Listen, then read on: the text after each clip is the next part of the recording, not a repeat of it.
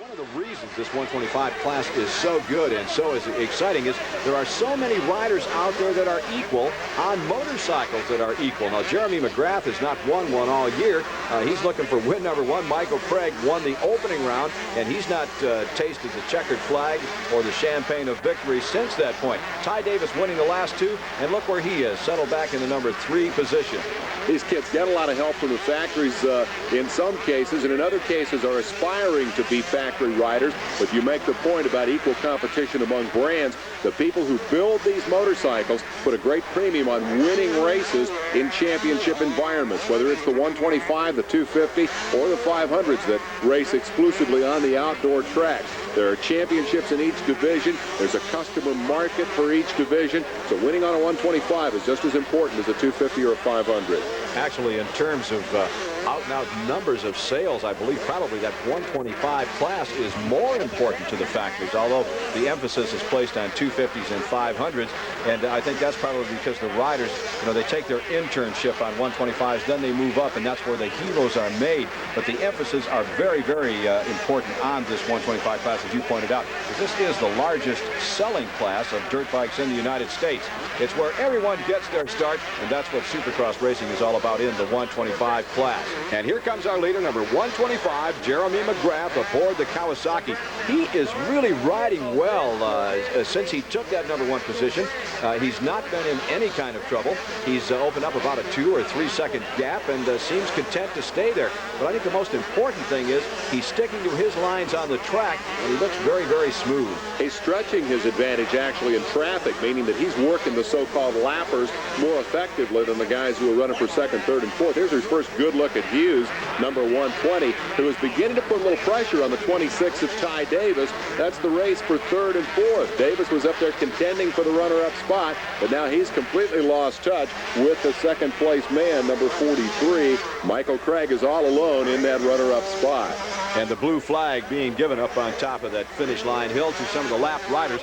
What that blue flag means for the benefit of those of you that have never experienced Supercross racing in the flesh, it means that you are being lapped. There's a faster rider coming up behind you. It doesn't necessarily mean move over, get off the track. It just means hold your position. There's a guy coming around you, and you're not supposed to race with him. Now, one of the things that happens when you're being challenged for a position, as Ty Davis is behind Michael Craig, number 43, he's being challenged, and he has to worry about that rider coming up behind him.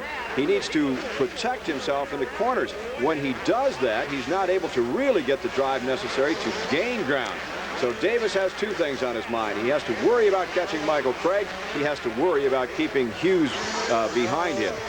Hughes is closing and working the traffic very well. It's a real problem for Davis because he's got to be looking 2 ways. The slow guy's in front of him, the fast guy coming behind.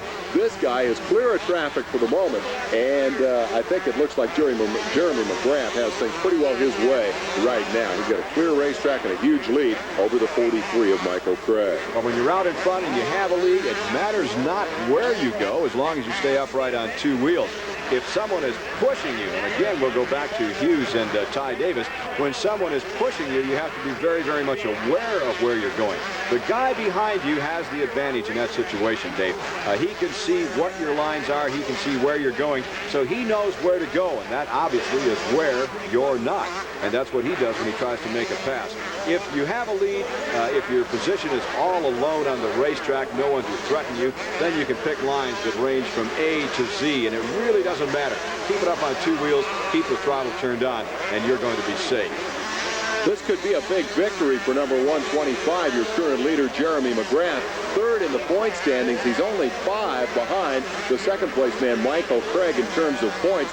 It pays 25 to win one, 22 points for 2nd. So if the 2nd place man, Craig, hangs on to his spot, McGrath can't pass him in the points, but they'll be just 2 points apart in the race for 2nd. And perhaps more importantly, Davis is going to lose ground. He had a big lead coming in of 27 points. So the victory could be crucial in terms of point standings for all of the top 3 riders here. Another reason, Dave, to accumulate as many points as possible. at the year end, the season finale for the Camel Supercross Series. That'll be in the Los Angeles Coliseum. There will be a major meeting between the East and the West regions in the 125 class. Top 10 from the final standings in the East will meet the top 10 from the final standings in the West. And they're going for a $10,000 purse. Now, when you're a young and up-and-coming rider, to get a hunk of that 125, a big payoff, that $10,000, well, it's pretty important to get those points and to, you know, even if you're not leading or second or third, the points are just so important for these young men. Well, that's a lot of cash to race for when you're a teenager, and it's a measure, I think, of the growth of Supercross racing as the top flight guys, the 250 featured class in this division, make more and more money through the involvement of more and more sponsors. Then it trickles down, and these guys get a shot at bigger bucks. They're sort of the halftime show, if you will, here at these events. But as you can see, the level of competition, the quality of the motorcycles, the quality of the riders is steadily improving, just as the 250s are moving up as well. So it becomes more lucrative for everybody, and that just means the sport is healthy.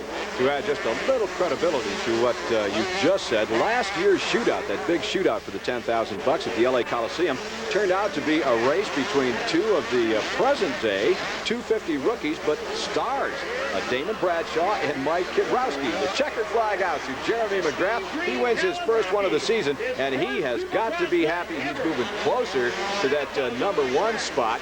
Of course, that was still being held by Ty Davis. And look at there, he goes over and gets the big old high five, if you can get a high five when you're on a bike. Mike Craig holds on to finish second. It was Ty Davis in third. He held off the charge of Ryan Hughes. Let's go to winner's circle. Jeremy, you have got to be pumped. Yeah, got a real good start. Felt good in the heat race and everything, and just got out in front, and it was a little easier to work from the front. And here's the impact on the standings. McGrath closes up on Craig. Davis' lead shrinks a little, but he's still on top of that Western Division. We'll be back with the featured main event for the 250s right after this timeout from the Las Vegas Supercross.